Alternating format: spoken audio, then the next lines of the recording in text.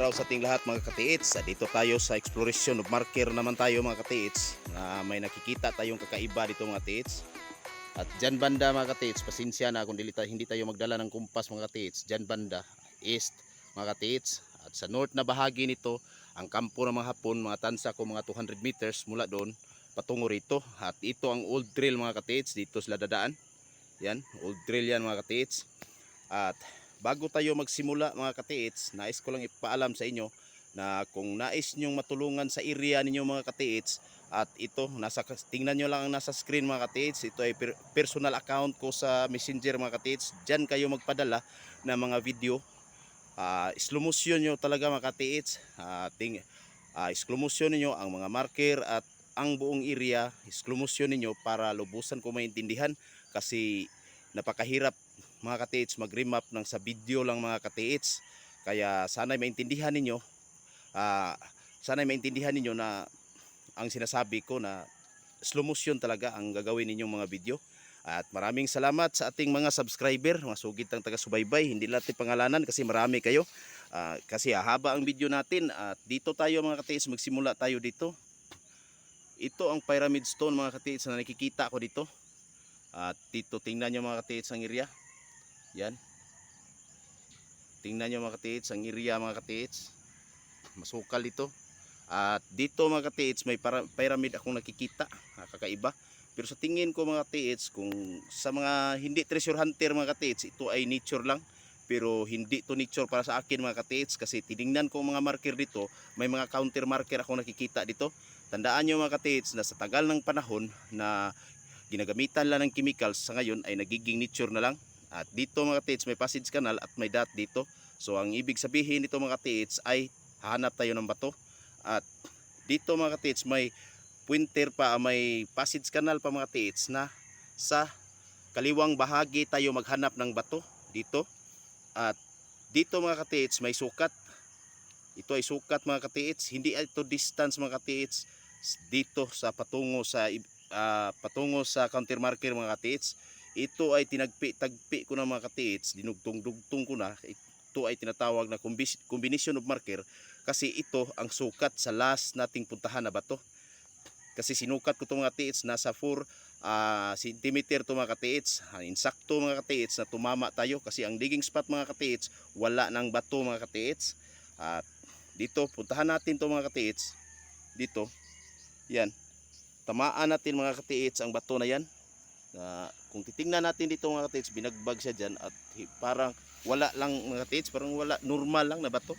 Pero kung suriin natin mga katiits, may makikita tayo. Ito, puntahan natin mga katiits. Dyan, yan mga katiits, parang pagong. At dito ang buntot niya. At sinuri ko ang buntot nito mga katiits, na may nakikita ako dito na passage canal ito. At ang passage canal mga katiits, may naka-eel siya at may dot dito. So ito mga katiits ay bato na naman ang hanapin natin. Kaya pupuntahan natin at may confirmation pa mga katiits na dot na sa gilid tayo maghanap. At subaybayan natin ang passage canal na yan mga katiits. Subaybayan lang natin, titingnan natin kung saan siya papatungo. Diyan tatama siya mga katiits. Diyan ang sinabi ko mga katiits na hindi, parang nature lang mga katiits, parang hindi siya legit pero parang nature. Pero may makikita talaga tayong mga counter mula sa simula ng pyramid. Yan. At dito mga katiits makarating tayo. At dito mga katiits, binagbag na naman. Ito ang pamamaraan ng mga Hapon mga katiits, na parang nature ang ginagawa nila, pero may karagdagan silang inilagay na pagpatunay na legit ang marker na ginagawa nila. Yan, at may labi pa. At dito may dot. Ito mga katiits ay sa tingin ko ito ang puntahan natin na digging spot. At dito mga katiits may arrow siya mga katiits na parang 5 na rin, pero ginagawa ko itong arrow para sa akin, kasi itong bahagi na ito mga katiits tatama dito sa butas. At dito mga katiits tatama din sa passage canal. At dito ang bibig. Yan, sana maklaro mga katiits. At binagbag pa mga katiits, sinilsil talaga. At dito sinilsil mga katiits. Yan ang palatandaan ng mga Hapon mga katiits sa paggawa nila ng marker na bagbagin nila para parang maging tutunay. Ito mga katiits, sundan lang natin. Yan, tingnan nyo lang mga katiits kung saan tayo pupunta. Yan, doon tayo tatama sa pyramid stone na yan mga katiits. Tingnan natin ang pyramid stone yan mga katiits, puntahan natin. Yan, kung ano bang makikita natin. At doon ko nakikita ang confirmation of marker mga katiits na positive talaga itong area. Pyramid na naman to mga katiits ang dito mga katiits. Yan, tingnan nyo mga katiits, ang bato, may bato na pyramid mga katiits na may passage canal siya mga katiits na para na lang siyang itinakip dito. Pero hindi dito tayo mga katiits maghanap kasi wala itong laman. Dahil may confirmation siya dito mga katiits, pababa tayo at sa gilid tayo. So dito sa gilid mga katiits, dito na bahagi ang hanapin natin. At may confirmation pa dito mga katiits na parang ginawa na lang mga katiits na dot na doon tayo sa east tayo maghanap. Pero wala tayong tamaan dyan. Kaya sundan natin mga katiits yung bibig mga katiits. Balikan natin yung bibig para lubusan yung maintindihan mga katiits. Dito sa channel ko mga katiits, sana'y makakuha kayo ng kunting idea. At dyan mga katiits ang bibig na sinasabi ko. Yan, mula dyan mga katiits, punta tayo sa southeast. Doon, yan, punta tayo. Diyan tayo pupunta mga katiits. May bato tayong tamaan dyan. Pero ito ang tamaan natin mga katiits. Ito, tatamaan natin at may arrow siya. Papunta tayo doon mga katiits sa east direction. Kaya puntahan natin mga katiits. Masukal dito. Kaya napakahirap dito mag video mga katiits. Sana pagpasensyahan niyo mga katiits ang video ko dito. Kasi napakahirap at slide area to mga katiits. At napaka ano pa mga katiits, dangog sa Bisaya, danglog pa mga katiits. Mga 20 meters siguro mga katiits. Dito tayo tatama sa bato mga katiits na kumpulan. Dito tayo tatama mga katiits, box marker. At dito sinalansan ang mga bato mga katiits na parang riniprap. At dyan may passage canal. Yan. At may tinibag dyan mga katiits, tingnan nyo. May tinibag dyan mga katiits, parang araw na doon tayo pupunta. Diyan mga katiits, sinukat ko ay 4 cm din mga katiits. Ay dito may left foot marker na kinaat mga katiits para maging left foot marker.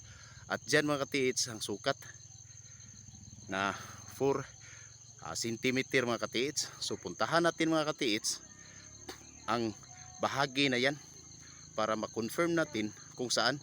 Sinukat ko mga katiits ito 4 cm mga katiits. 4 cm sinukat ko patungo doon 4 meters, tamaan yan. At nung unang panahon mga katiits, dyan ito nagka-slide ng kaunti mga katiits, mga halos siguro mga 1 meter siguro dito ang lalim. At tumambad yan at walang bato dyan mga katiits noon kasi nagka-slide lang dito mga katiits, nagka-landslide lang dito. At tingnan natin dito mga katiits ang bato. Yan, hindi yan bato mga katiits, ito ay siminto. Pero hindi ito nakita noon.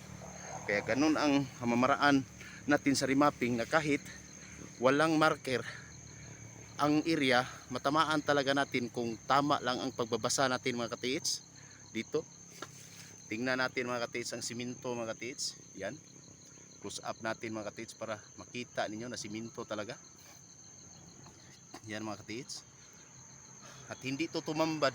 Hindi to tumambad sa una mga katiits. Kasi ito kinabira ng lupa. Nagka-slide lang dito. Sa iba mga katiits, sinasabi ng iba na nililigaw tayo ng mga engkanto. Huwag kayong maniniwala dyan mga katiits.